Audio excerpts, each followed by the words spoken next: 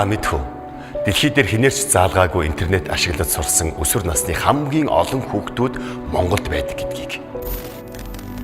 Таны хүүхдийг танаас илүү цахим орчин хүмүүжүүлж байгаа гэдгийг.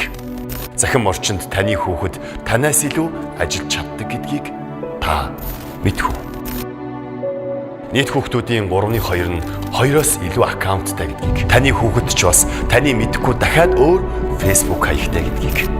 Тэр хаягаараа насны хязгаарын тухай мэдлэггүйгээр сөрөг мэдээллүүдийг өдөр бүр уншиж, сонсож үзэж байгаа гэдгийг.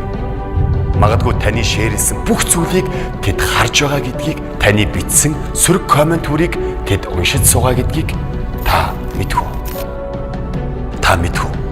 Цахим орчныг ашиглан өдөр бүр гэмт хэрэг гарч байгаа гэдгийг. Баггүй хэсэг нь хүүхдийн хүчирхийллийн хэрэг байгаа гэдгийг.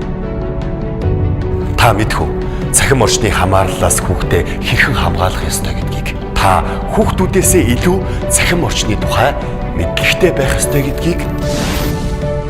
Хоолдоо хувцлаад байвал хүүхэд өөрөө өсөөд хүмүүждэггүй гэдгийг та мэдж байгаа. Та бас мэднэ. Цахим орчин биш, та хүүхдээ хүмүүжүүлэх ёстой гэдгийг. Тиймээс хүүхдүүдийнхээ төлөө бурууг бүү түгээгээрэй.